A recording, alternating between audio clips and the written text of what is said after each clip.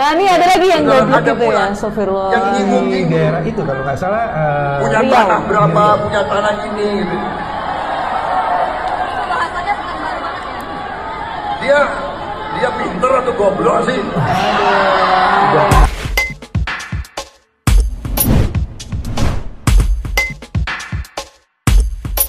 Bismillahirrahmanirrahim. Assalamualaikum warahmatullahi wabarakatuh.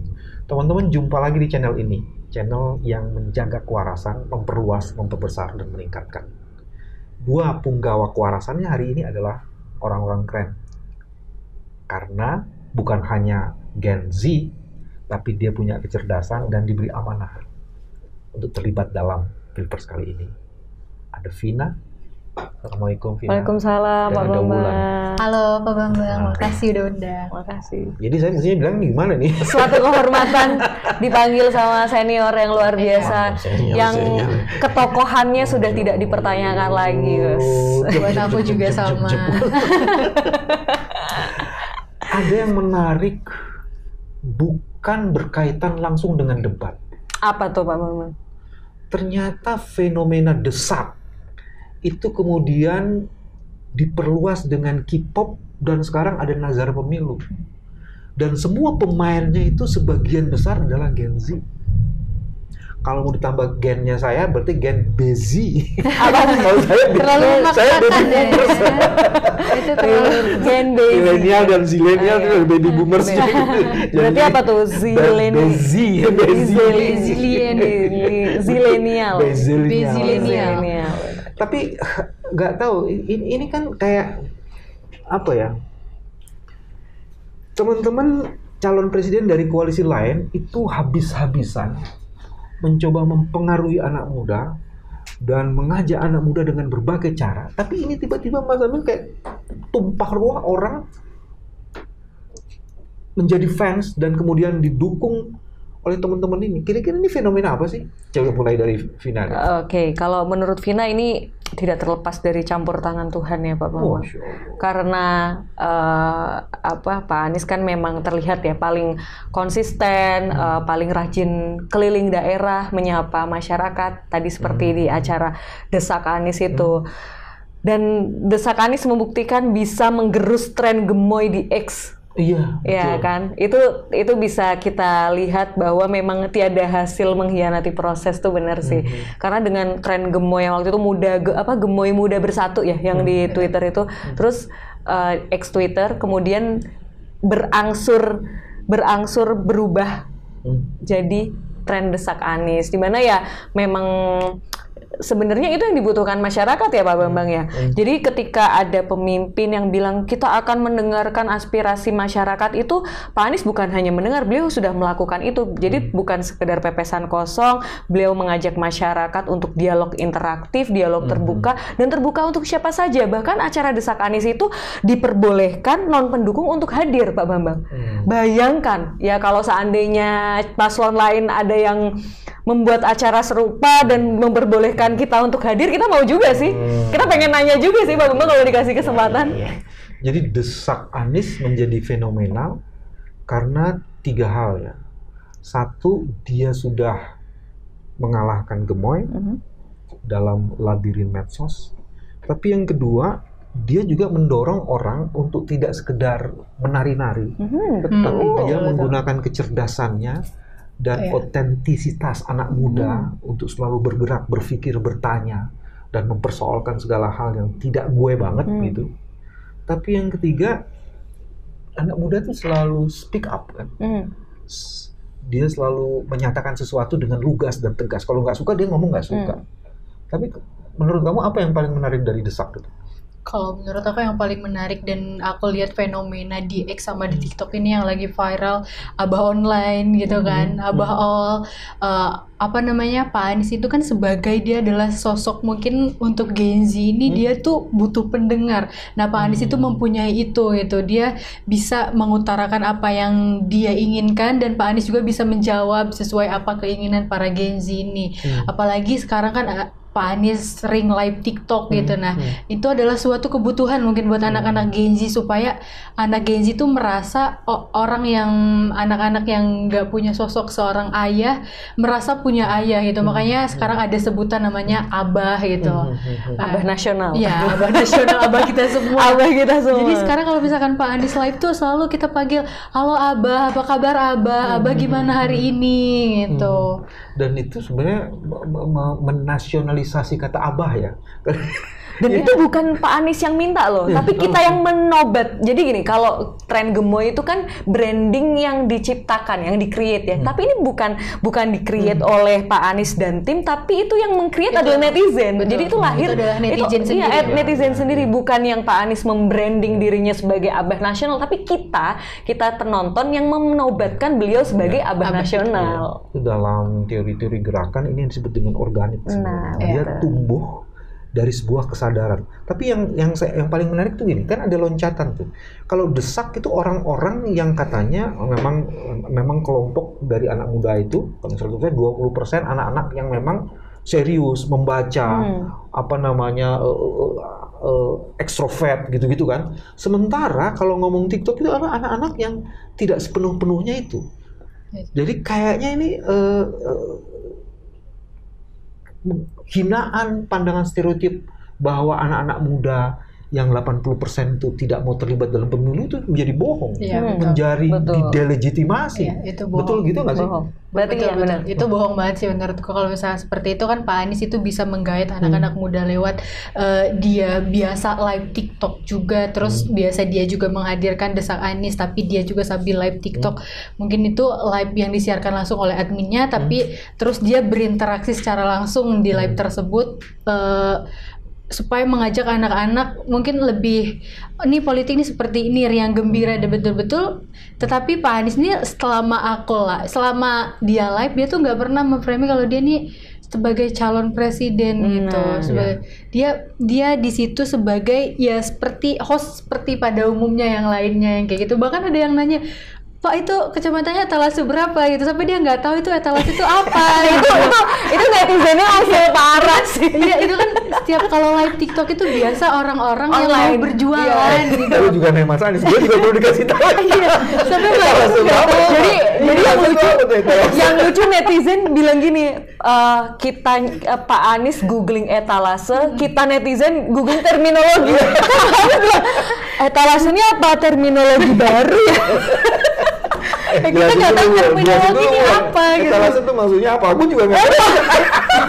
Aduh, ternyata jadi aku jelasin ya. Dijelasin nih. Etalase itu jadi kayak keranjang kuning, kayak all shop gitu. Shop itu ya tempat belanja di online shop gitu. Dan sekarang kan udah ada di TikTok Shop, namanya TikTok Shop. Nah itu kayak keranjang kuning namanya. Tempat ngumpulin informasi dan bahannya. Tempat kumpulin barang-barang yang mau dibeli. Ya, mau dibeli ada di etalase berapa. Kalau terus mau ditanya sama netizen, Pak itu kacamatanya etalase berapa? Gitu. Ternyata Pak Anies tuh nggak tahu etalase itu apa ya. Terus ada yang jawab, itu Pak raknya yang mana? Terus Pak Anies bilang, ini kacamata saya nggak ada raknya. Jadi tuh kita tuh ngerasanya, kita yang nonton anak-anak muda tuh kita nontonnya berasa kayak, kan kadang emang itu original seorang bapak ya. Bapak tuh kan bahas ini apa sih, emang ini caranya gimana. Jadi kita kayak ngajarin, ini loh caranya kayak gini. Kita ngajarin orang tua gitu kan. Dan itu kan natural banget Pak Bambang. Yes. Ada nggak yang menarik lain? Feeling saya jangan-jangan Mas Anies itu buka dan matiin itunya nggak bisa. Iya, nggak bisa matiin. Nggak bisa matiin. Cara juga, matiin kan? gimana? Aduh, Iya, masalah selanjutnya nih. Jadi yang nggak bisa dimatiin tuh apanya? Kalau dia udah masuk di TikTok gitu. Iya, setelah dia selesai mungkin dia mau selesai live, tapi dia nggak tahu ini cara menyelesaikan live gimana nih? Ini gimana? Ini dong lu kasih tahu itu sih yang aku lihat. Saya ketawa begini bukan berarti saya ngerti juga ya. Nggak tahu juga. Karena saya bukan TikTokers gitu. Tapi ada yang menarik tuh gini. Yang menarik tuh begini. Mas Anies ketika di TikTok beda dengan didesak. Iya kan? Iya, betul. Didesak itu dia menjawab pertanyaan-pertanyaan pertanyaan itu dijawab tidak di apa ibaratnya dibalik dan kemudian orang diserang gitu. Dia di situ kemudian menjawab pertanyaan dengan utuh tapi kemudian lugas. Di TikTok itu polanya beda lagi kalau saya lihat ya. Karena sama sekali tidak bicara soal politik, terus bicaranya yang tadi itu kenapa disebut abah? Karena dia bicaranya tuh ya kayak Figur. Iya, Sebagai figur figur gitu. ayah. Betul gitu nggak sih? Bener. Karena kalau di Desak Anies itu kan memang konsepnya adu gagasan ya, Pak Bambang ya. Konsepnya adu gagasan, belanja masalah, pengen mendengarkan apa sih keluhan anak muda, keluhan para petani, nelayan, apa sih yang dibutuhkan. Kita belanja masalah, kita diskusi langsung apa yang dibutuhkan, strateginya seperti apa dari pemecahan masalah-masalah yang dihadapi. Kalau di TikTok Pak Anies tuh pure ingin menyapa aja. Jadi bukan dia berkampanye tapi kayak idol. Jadi kenapa K-popers ini pada menyamakan Pak Anies seperti idol K-pop? Karena idol-idol K-pop itu Pak Bambang dalam perjalanan pulang mereka di sela-sela kegiatan, di sela-sela perjalanan itu mereka suka live di mobil. Nah, yang dilakukan Pak Anies tuh sama dengan si idol K-pop ini. Jadi kayak melakukan live dan itu bukan yang terjadwal gitu loh Pak Bambang. Jadi once ada waktu perjalanan, waktu senggang aja ya. Iya, misalnya ini lumayan nih perjalanannya jauh 30 menit ya udah live aja deh gitu kan. Sekalian nyapa adik-adik Gen Z di TikTok, menyapa netizen di TikTok gitu. Karena memang tuh orang yang ada di Desak dengan orang yang ada di TikTok itu beda sih. Betul. Karena yang aku lihat kalau di TikTok itu kebanyakan yang komen atau yang masuk ke live-nya Pak Anies itu adalah anak-anak Gen Z yang butuh yang nggak tahu Pak ini gimana gitu. Terus Pak Anies tuh menjawab secara ya dia memposisikan dia tuh sebagai seorang figurnya ayah gitu. Jadi makanya banyak anak-anak Gen Z ini yang suka dan masuk ke live TikToknya Pak Anies gitu. Kayak kemarin itu pas setelah selesai debat sampai 100.000 viewers yang nonton. Itu temanya apa tuh waktu selesai debat? Terus kemudian temanya apa yang Mas Anies? Gak ada tema. Nggak ada tema. Dia cuman ngobrol aja biasa Pak, gimana sama Caimin. perasaannya habis debat. Ya lega udah lewat gitu ya. Jadi betul-betul kayak orang tua gitu untuk kayak kita nanya orang tua yang mengayomi anaknya, betul-betul dia kasih tahu. Terus ada juga sih hal-hal yang lucu. Apa? Dia tanya, "Pak, skincare-nya apa?" gitu. Itu kan gengsi kayak gitu. Air putih Pak Bambang ya yang jawab. Ada jawabannya, ada saya pakai sedikit skincare yang disiapkan sama ya itu istri saya gitu. Memang juga ditanyain itu ya kemarin tuh pakai apa sih? Pakai di lap-lap aja sama stay hydrating. Dan Tom Lembong kan emang suaranya berat ya. Pak Tom Lembong ditanyain kan sempet live berdua tuh Pak Bambang. Banyak itu atas request netizen sih. Pak live dong sama Pak Tom Lembong. Akhirnya pas ada kesempatan ya live bareng. Dan ternyata obrolannya lucu-lucu juga. Jadi nggak ngobrolin politik kayak Pak buku yang harus dibaca apa, rekomendasi buku. Kalau Pak Tom Lembong memang mukanya kan muka Korea, opa, bener aja sih. Gue bayangin kalau gue TikToker sama Mas Anies dibilangnya bukan K-pop, P-pop, Papua pop. Karena saya hitam gini kan. Jadi tapi yang manis itu yang hitam. Iya. Tapi ada yang menarik. Menurut saya di Desak maupun di K-pop ada yang serupa tuh, humble. Betul nggak sih? Kalau itu semua udah bawaan orok ya, beliau emang dari dulu emang humble ya. Di Desak tuh seganas apapun pertanyaannya, dijawab satu dijawab senyum. Terus kemudian dia membangun metafor, mencoba menjelaskan itu. Dan itu dia tidak menyerang orang. Bahkan menjelaskan itu, terus kemudian ada engagement-nya. Gimana? Menurut teman-teman, kamu gimana? Ada pola gitu. Di TikTokers juga gitu kan saya lihat gitu. Setelah dia ngomong begini terus dijawab, dia menempatkan dirinya tuh setara gitu ya. Iya benar. Bukan gue calon presiden, gue lebih tahu. Nggak, kesombongan itu nggak muncul. Betul nggak sih? Saya nangkepnya gitu. Iya. Itulah yang dibawa prinsip kesetaraan yang Mas Anies bawa ya Pak Bambang. Jadi itu bukan sekedar retorika, bukan cuma omon-omon aja. Jangan dong. Yang sebelah mau dihormati sekali. Yang sebelah kan mau dihormati. Saya lebih tua, jadi ya harus diikutin lah. Siap, si paling senior. Oke. Ya kan bukan cuma omon ya Pak Bambang ya. Kalau tadi bilang setara, beliau tuh selalu memposisikan tuh semua orang tuh setara dan Mas Anies sendiri kan selalu bilang, jadi pemimpin itu nggak boleh merasa yang paling tahu. Justru kita harus terbuka terhadap masukan, terbuka terhadap saran. Dari situlah lahirlah solusi yang tepat. Solusi yang tepat itu kan harus berdasarkan diskusi. Jangan tiba-tiba IKN undang-undangnya dibuat terus yang nggak setuju dianggap oposisi, ya kan Pak Bambang? Bener kan? Apalagi ini yang dalam bahasa ketatanegaraan disebut dengan meaningful participation. Jadi partisipasi itu menjadi sesuatu yang memang betul-betul dihadirkan, bukan karena gue calon pemimpin lo mesti dengerin apa yang kata gue. Itu dihadirkan betul. Karena itu jadi kayak apa ya? Orang tuh kayak mengajak, oke, mari kesini. Itu yang namanya meaningful participation terjadi banget. Sekarang saya mau masuk bukan di isu desaknya dan bukan di isu apa namanya K-popnya. Itu kamu kayaknya punya foto sebelum saya lompat. Nah, ini photocard. Bisa taruh sini kan? Ini kemarin makasih ya yang ngasih, kita belum sempat kenalan. Makasih banget yang ngasih. Ini dari apa sih namanya? Anak Abah ya. Mereka pakai kaos. Jadi kita ketemu di on-tree sebelum debat. Jadi Bapak kan ada transit dulu terus habis itu ketemu ada yang nungguin Bapak. Lucu banget. Ini Kyowo. Ini baru Kyowo. Coba saya mau lihat yang paling lucu, yang paling lucu. Ini. Kenapa ini paling lucu? Itu kayak imut gemes kayak ngeliat ayah kita tuh gitu kayak ayah. Aduh gemes. Saya gitu. Saya mau niruin nggak bisa. Gemes Kyowo gitu. Terus ini lagi nih. Ini kayak Dilan ya. Oh iya benar. Ini kayak jadi kita bisa bikin love gitu loh. Iya. Jadi ini lambang kalau di Korea tuh. Oh gitu ya. Jadi soalnya engagementnya walaupun itu gambar masih bisa gitu ya. Iya. Betul. Jadi seperti ini. Ini anak-anak K-popers luar biasa banget sih. Mereka luar biasa kreatif, inovatif dan luar biasa kalau ngebacain meme-memnya tuh ada aja dan mereka pakai bahasa tuh bahasa Korea itu Pak Bambang. Meme yang paling menurut kamu paling menarik bagi Vina tuh apa? Yang lucu tuh yang Park Anies. Jadi namanya Pak Anies diubah jadi Park Ahannya AHN nice ya. Karena kan orang di Korea ada yang namanya Park gitu kan, ada Lee Park, Yong, Park Anies gitu ya.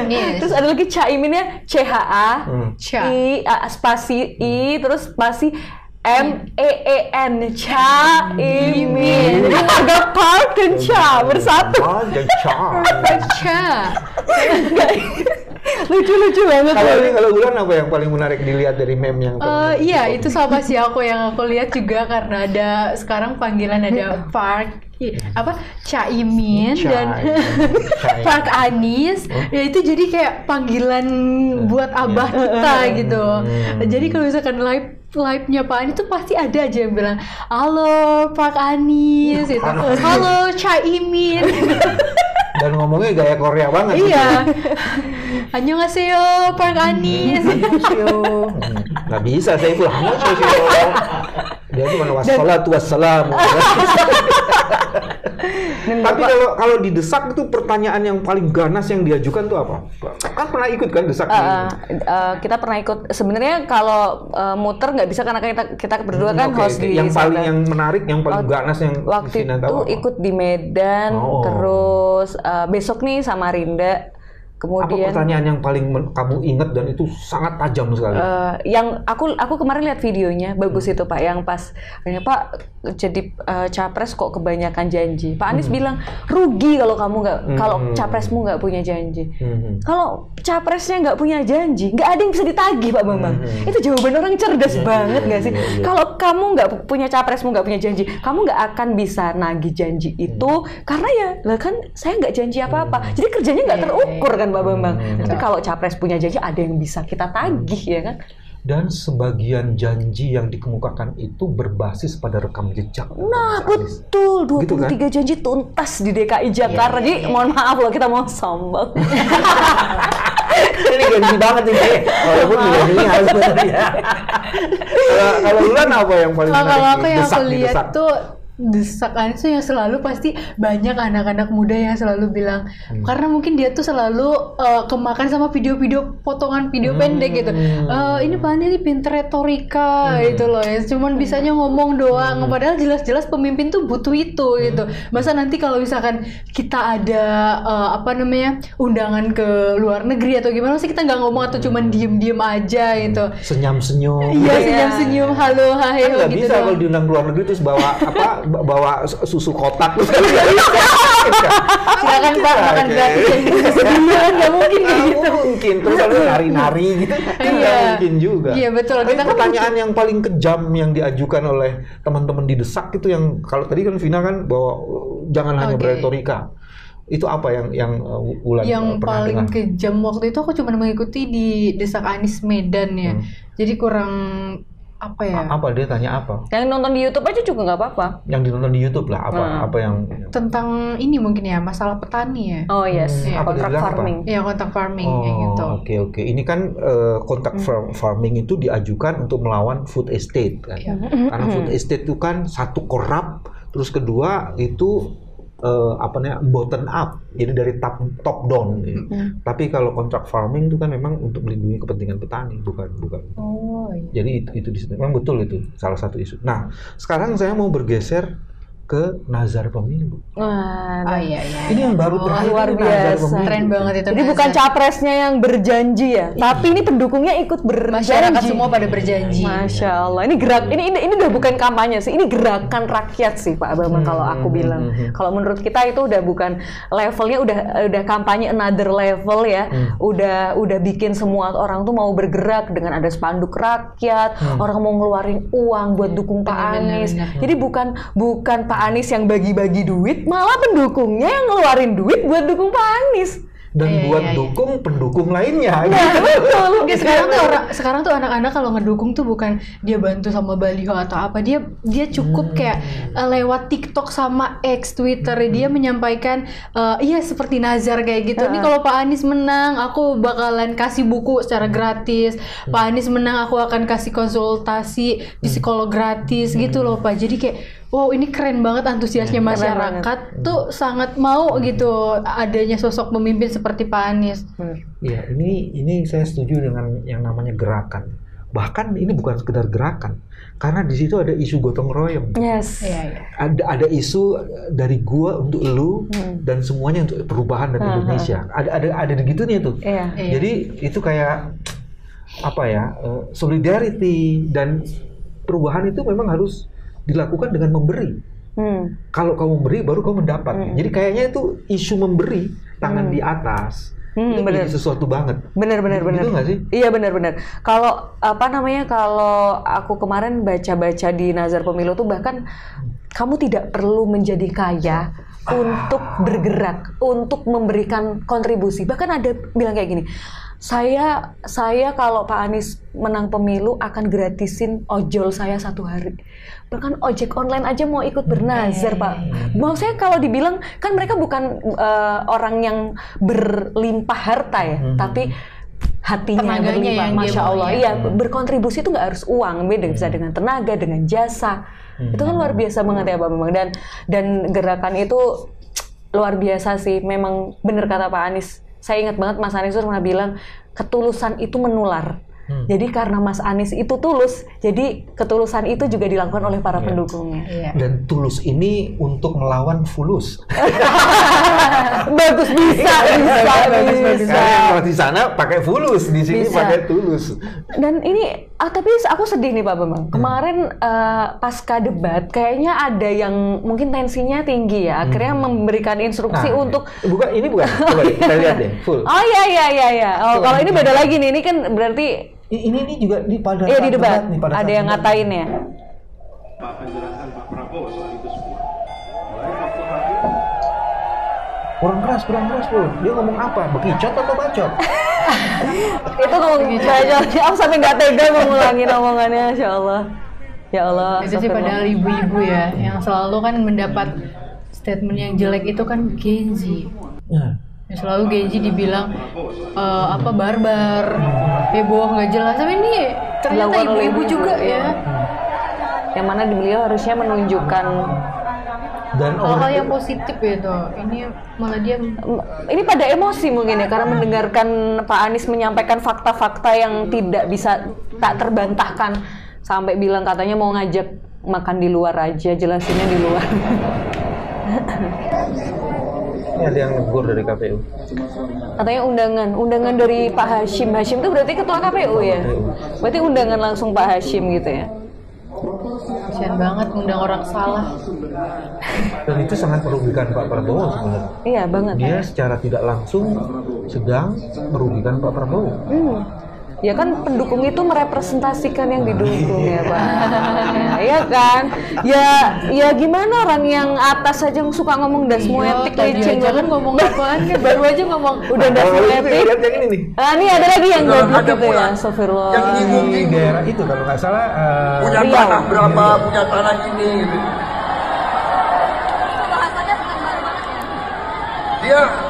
Dia pinter atau goblok sih? Padahal kasihan banget nih Saya tahu, teman-temanku Pak yang Gezi. Prabowo udah. memiliki lahan yang Udah, sangat teman-temanku. luas Oh ini di yang Kalimantan 340.000 hektar. sebesar 220.000 hektar. Di Kalimantan. Juga di Aceh Aceh. Tengah 120.000 hektar.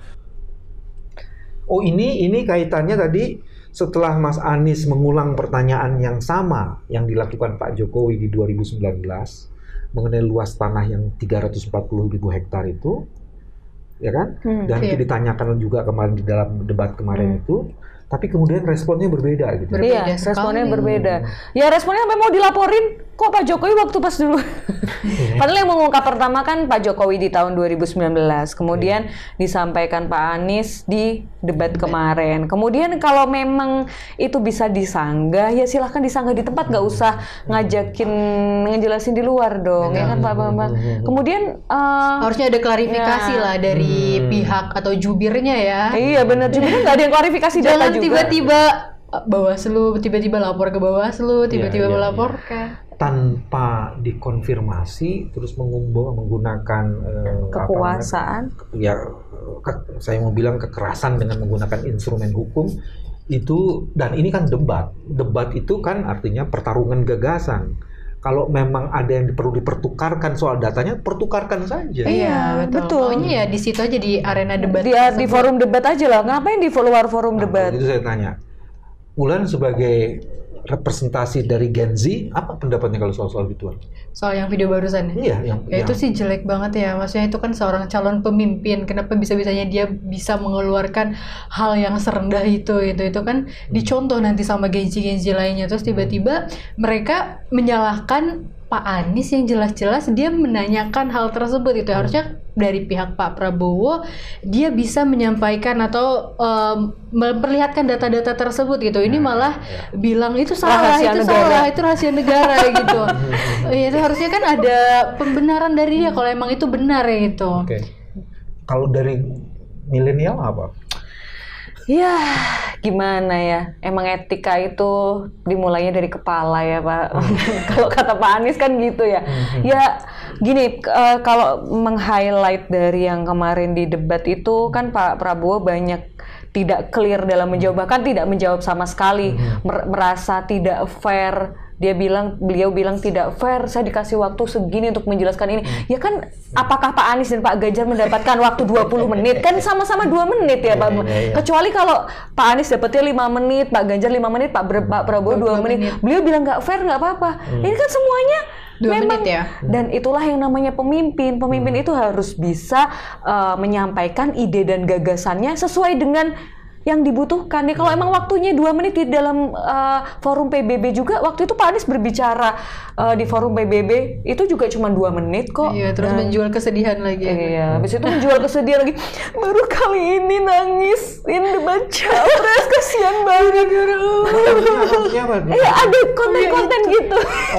Bayang banget anak-anak. Banyak banget, Pak Bambang. Anak-anak masih Jadi muda. ada setelah itu ada konten yang di-create oleh Anak-anak muda. anak-anak muda. diduga di-create anak muda, tapi mereka itu secara jujur mengelihat itu atau settingan? Itu Iya, karena seragam. Karena gini, seragam. kita bilangnya itu seperti ada yang menginstruksikan karena kontennya itu seragam semuanya dari yang oke gas, pakai sound itu jadi dawai.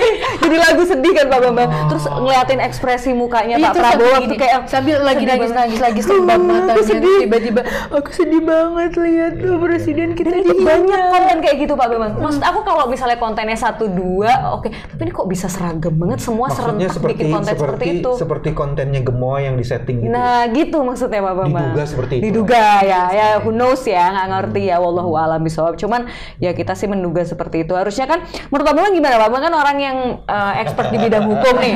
Enggak, aku mau nanya soal rahasia negara nih biar kalian orang-orang pada bilang gimana sih Pak Anies katanya S3 tapi kok karena kalau gini, mau buka rahasia karena negara. gini Pak, banyak sekali teman-teman aku bahkan yang mungkin aku menangkapnya itu bukan sebuah rahasia negara yang harus diungkap gitu. Itu adalah data yang diminta sama 01. Pak Anies ini minta ini kok seperti ini, uang 7 triliun itu seperti apa? Harusnya kan dia bisa menjabarkan karena dia pun menjabat sebagai Menteri Pertahanan. Tahu gini, Gimana Pak?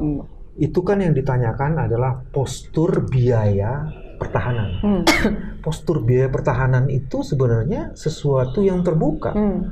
Bisa diakses tidak hanya di dalam percakapan di DPR, tapi juga bisa diakses di dalam websitenya Menteri Keuangan dan websitenya Pertahanan. Kayak dalam Google kayak gitu. Iya. Jadi kalau dibilang rahasia itu sesuatu yang terbuka untuk umum. Postur anggaran itu. Berarti kalau yang misalkan rahasia itu strategi militer bagaimana itu. menghadapi itu. Jadi dia mengacaukan antara strategi militer dan postur pertahanan. Kalau yang saya mau beli adalah jenis peluru kendali tertentu, itu nggak boleh dibuka. Cuman kalau kemudian kan kemarin ada tuh, coba dibuka deh postur anggaran kita. Nanti kalau ada ini saya jelaskan. Berarti itu kan fix bukan rahasia negara ya. Nah, kalau rahasia negara ngapain jadi tema debat Pak Bambang? Iya kan, ngeselin deh emang ngadi-ngadi. Jadi orang tuh Jadi aku heran sama teman-temanku yang pada tanya, ya kan jelas lah kalau misalkan dia Pak Anies Pak Prabowo kepancing aja kemarin katanya nanti Indonesia ini gimana katanya pasti diserang sama orang keamanannya gitu ya. Bisa digedein nggak Bu? Ini lihat nih. Nah ini loh ini saya ambil dari media massa itu ada postur anggaran tuh. Iya. Ya kan? Ini kan modernisasi alusistanya 43 triliun. Tapi kemudian orang bertanya kenapa dukungan manajemennya 77 triliun? Iya. Kan kemudian kalau dibandingkan dengan ini menarik lagi. Kok untuk kesejahteraan prajurit cuma 12 triliun. Iya. Jadi beli alusitanya jauh lebih mahal untuk mensejahterakan. Apalagi kalau dikaitkan dengan pembinaan sumber daya manusia, itu nggak sampai 1 triliun. Apakah ini rahasia? Enggak yang lah. ditanya itu kemarin ini. Iya, ini yang jadi itu bukan rahasia negara ya. Dan ini ada di media. Ini kita kutip ini dari satu media ini. Pada gagal paham dan membiarkan narasi itu dimainkan. Emang sengaja Pak Bambang. Coba lihat di situ. Data box buka aja gitu. Terus kemudian data pemilu gitu. Data pemilu disebutnya sebelah kanannya. Sebelah kanan di atas tuh kan. Iya. Ini bukan rahasia negara guys. Kalau rahasia negara nggak mungkin jadi tema harusnya debat. tuh 02 bisa mampu membeberkan ini ya. Iya. Ini yang tidak bisa dijelaskan. Kenapa ya? tiba-tiba jadi keamanan negara yang kadang aneh gitu. Kadang banyak ini ada beberapa influencer juga yang gagal paham masalah ini gitu. Ya sampai dia komen di Instagramnya Pak Anies ya Tuhan, sampai aku komen coba deh ikuti dulu apa debatnya gitu, terus judul debatnya itu seperti apa baru nanti Wulan kamu akan spill, lihat di podcastnya Bambang Wijoyanto. Nah betul, di situ aku kupas tuntas gitu. Kami kupas tuntas. Sebenarnya yang dipertanyakan tuh ini sebenarnya, dan kemudian kan yang kemarin berdebatan lalu modernisasi alusista. Modernisasinya kok dengan ini yang bekas kan gitu tuh pertanyaan-pertanyaannya itu logiknya kenapa seperti itu. Sementara kemarin ada perdebatan yang lebih menarik lagi. Gimana Bang? Ada hal sensitif yang tak dibahas dalam perdebatan itu. Ternyata sebagian BUMN yang berkaitan dengan pertahanan keamanan itu memproduksi peluru. Dan sebagian peluru itu dijual pada daerah-daerah wilayah konflik. Sebutlah Myanmar. Padahal Indonesia itu sudah menandatangani konvensi untuk tidak menjual senjata maupun peluru di daerah-daerah itu. Karena diduga keras peluru itu kemudian dipakai.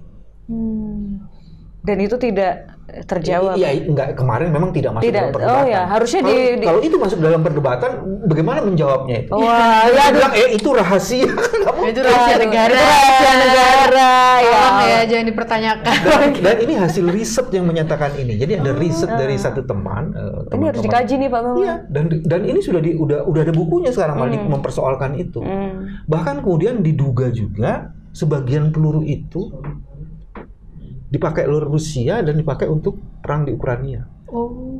Dan kalau itu ditanyakan kemarin oleh Menteri Pertahanan, aku nggak bisa bayangin tuh. Kemarin aja udah. Apa jawabannya? Aduh. Kalau jangan sampai gini-gini doang, enggak juga. Pak Bambang, di debat sebelumnya, debat pertama, beliau mempertanyakan anggaran 80 triliun. Ditanyain 700 T kok ngambek. Ya enggak Pak, ya kan emang itu kan keterbukaan. Pak Anies menjawab dengan legowo. Dan terus anggaran DKI 80 triliun apa tuh yang soal pemerintah DKI. Tapi banyak yang gagal paham juga. Gagal paham tiba-tiba ada polusi udara yang gagal pahamnya angin KTP. Sampai aku menjelaskan itu angin KTP itu apa. Ternyata itu kan cuman analogi gitu loh. Bahkan mungkin pemilihnya Pak 02 nih nggak tahu analogi ini seperti apa gitu. Aku bingung sama ngejelasinnya sampai capek ya. Tapi itu Pak Bambang, maksudnya kan Pak Anies waktu pas debat pertama disinggung anggaran 80 T ini untuk apa aja kok polusi nggak tertangani gitu kan. Padahal ya Pak Anies sudah menjelaskan alat-alat untuk pendeteksi polusi udara itu kan juga harganya mahal sekali ya Pak Bambang ya. Nah, kemudian dijawab sama Pak Anies dan teman-teman juga mau bisa mengakses itu. Semuanya bisa diakses di APBD Jakarta tuh, laporannya lengkap tuh. 80 T buat ngapain aja. Ditanyain 700 T balik ditanya. Ngambek Pak Bambang. Emang itu pentingnya pilih pemimpin itu jangan yang baperan. Nanti kalau jadi DDL apa? Dikit-dikit lapor. Emang kamu doang SGI, aku juga punya DDL. Kayaknya juga DDL aja lah. Apa? DDN. Apa? Dikit-dikit ngambek. Bisa. Tinggal ulang. Apa kamu? DDJ. Dikit-dikit joget. Oke guys. Ini main singkatan-singkatan. Ada yang juga menarik, coba Pul cariin dulu. Ketika Pak Anies menanyakan soal etik, kemudian dijawab, saya tidak akan menjawab karena Anda tidak pantas untuk mempertanyakan soal etik. Ada kan yang kayak gitu? Iya kan?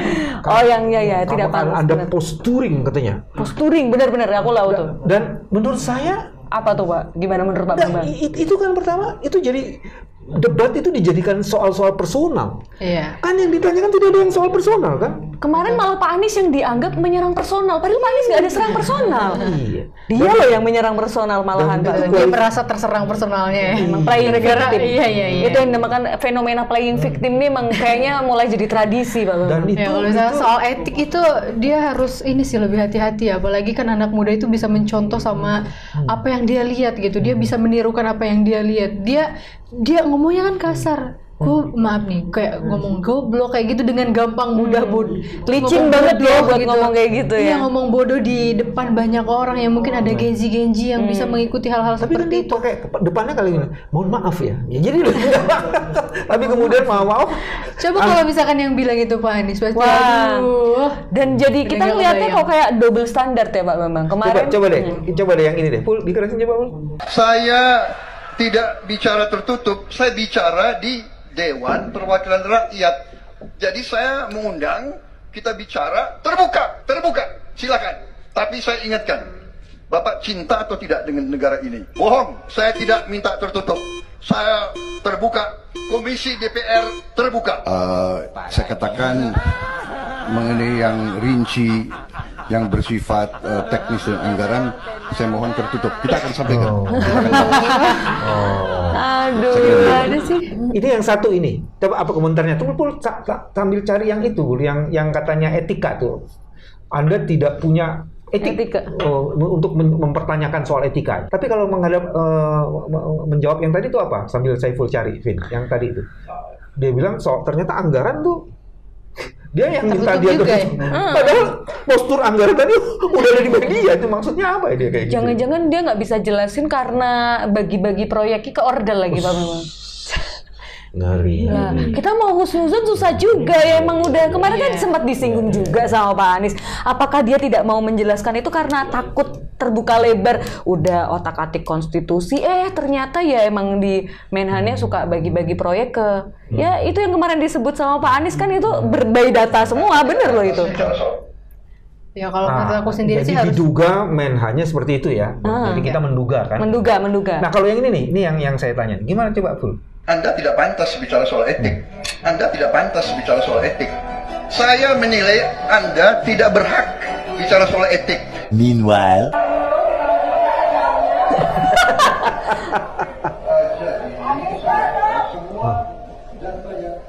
Oke. Astagfirullah. Jadi gimana itu? Anda gak sopan sih.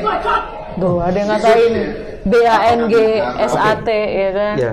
Jadi ada kalimat-kalimat serapah yang diajukan atau dilontarkan. Sementara Pak Prabowo sendiri mengatakan Anda tidak pantas bicara soal etik. Jadi gimana tuh ya? Apa yang Gen Z sama Gen Millennial tuh apa sih? Nangkep yang kayak gitu Atau gimana? mungkin dia membicarakan dirinya sendiri gitu ya. Karena Jadi juga. betul, karena kata-katanya seperti itu, tapi dia selalu melontarkan hal-hal yang seperti itu juga ke orang lain gitu. Dia lempar tangan lempar batu sembunyi tangan gitu. Padahal dia sendiri yang seperti itu. Ini kan Gen Z ini udah pada pintar seharusnya. Apalagi kalau aku lihat ya, yang kalau misalkan dia ngomong seperti itu, dia bilang Pak Anies ini nggak bisa bilang ngomong etik gitu. Terus yang aku lihat Pak Prabowo-nya sendiri juga seperti itu, gimana gitu. Bahkan pengikutnya pun seperti itu. Bahkan dalam forum debat yang secara dilakukan secara terbuka seperti itu, ada ibu-ibu yang bicara BACOT. Tapi itu mas-masnya tuh juga loh, itu pakai jelas pakai jaket Gemoy, pendukung loh, ya? jaket Iya. gemoy itu loh, jaket biru muda yang Anies BANG SAT gitu. Iya, itu kan suatu Vina nggak tega. kesalahan ya yang ya emang kalau misalkan dia bicara seperti itu mungkin lebih dijaga juga omongannya dia, jangan juga seperti itu Ya, itu lah. attitude Iya, manners attitude-nya tuh tetap juga. letaknya adab itu jelas ada di atas ilmu ya Pak Bambang ya. Jadi ya Jadi itulah. mungkin attitude sama ininya harus lebih dijaga juga kalau emang dia nggak mau seperti itu sama orang. Pak Bambang coba bayangkan kalau yang meneriaki kata-kata seperti itu, teriakan tersebut ditujukan untuk Pak Prabowo, masuk penjara mungkin ya. Dilaporin, udah pasti dilaporin. Baru ngomong mengungkap data 340.000 hektar aja dilaporin. Nah, apalagi neriakin itu. Pasti dia kena undang-undang ITE yang Wah, baru itu. bener tuh UIT pasal karet untuk itu Wakanda nomor Indonesia forever. Terus tadi Pak Bambang, Pak Bambang. Saya pakai hati pakai otak, pakai hati Saya pakai ngeliat, otak. iya, saya lihat satu lagi gini. Sebenarnya yang melakukan bully itu justru Pak Prabowo. Iya. Jadi personalnya Anies dipersoalkan di situ. Anda tak pantas bertanya soal etik. Itu jadi dianggap personal dan dia sebenarnya sedang membuli. Tapi malah dianggap Pak Anies yang melakukan serangan personal. Ya. Emang dibolak-balik, manipulatif ya jadinya. Manipulatif. Tapi ada Dia pesan, nggak tahu ya, nggak ada omongan lagi, jadi ya udahlah itu aja yang ada di otak disampaikan. tapi ada pesan terakhir Mas Anies itu dalam debat kemarin, masih ingat nggak? Indonesia absence no more, respected forever. Itu. Ya, benar seperti yang tadi itu nyambung. Tadi aku mau ngomong lupa. Tadi kan Pak Bambang bilang bahwa ya Ulan ya tadi bilang ya kalau ya pemimpin itu memang harus bisa berbicara karena itu pemimpin itu harus bisa berdiplomasi. Nah, itu yang terjadi sekarang memang partisipasi kepala negara mungkin hanya sebatas datang kemudian pulang. Nah kan kalau misalnya mempunyai skill public speaking yang baik, kemampuan diplomasi yang baik, bukan hanya sekedar hadir tapi juga ikut turut turut aktif di sana gitu Pak Bambang. Makanya Indonesians absence no more, respected forever. Ada yang paling menarik tapi tidak diperhatikan. Apa tuh Pak? Dalam pertahanan itu juga perlu dikembangkan kebudayaan. Nah, Kebudayaan itu kuliner, betul banget. mengembangkan diaspora, membangun diplomasinya berbasis kebudayaan dan perekonomian menjadi sesuatu. Bagi anak muda itu menarik nggak sih? Karena itu ada ekonomi kreatif juga di bener situ banget. kan. Banget. Itu Gimana? banget ya. Vin? Dan cuman Pak Anies ya yang bahas soal kebudayaan, seni, kuliner, film. Nah, makanya Pak Anies kemarin selalu katakan bahwa pengeluaran untuk Konser juga ya? konser Setiap tahun ada. Iya betul, pengeluaran untuk seni kebudayaan itu jangan dianggap sebagai cost, tapi sebagai investasi. Karena ya negara-negara maju seperti Jepang, Korea itu sudah melakukan itu puluhan tahun yang lalu dan mereka sekarang makanannya mendunia, di mana-mana kita ada restoran Jepang, ada Korea. Betul. Mungkin kalau yang orang yang sering keluar negeri, pernah atau sedang menempuh pendidikan di luar negeri akan relate Pak Bambang. Rekomendasi halal food itu malah didominasi oleh makanan-makanan India dan Malaysia. Masa Indonesia kalah? Nah itu yang ingin didorong sama Pak Anies supaya kuliner kita, perfilman kita dan kebudayaan kita itu bisa mendunia. Setuju? Setuju. Kalau aku setuju banget sih karena ya mungkin dengan kayak contohnya kayak gini masuknya K-pop kan ke Indonesia itu kan gara-gara mungkin di frame anak-anak muda kan. Jadi tujuannya Pak Anies ingin budaya Indonesia sampai ke internasional gitu, ya dia harus menggaitkan anak-anak muda supaya anak-anak muda tuh mau menonjolkan ini loh budayanya Indonesia, jangan malu sama budaya Indonesia, sama bangga. makanan, harus bangga kita sebagai anak muda tuh ya bangga kalau ini tuh Indonesia gitu. Sebenarnya secara diam-diam Mas Anies sedang merancang untuk melakukan transformasi dari K-pop menjadi E-pop. Indonesia. Wow. Amin aja dulu. Amin aja dulu. Terima kasih, sampai ketemu lagi dalam kewarasan yang lain. Assalamualaikum warahmatullahi wabarakatuh. Waalaikumsalam warahmatullahi wabarakatuh.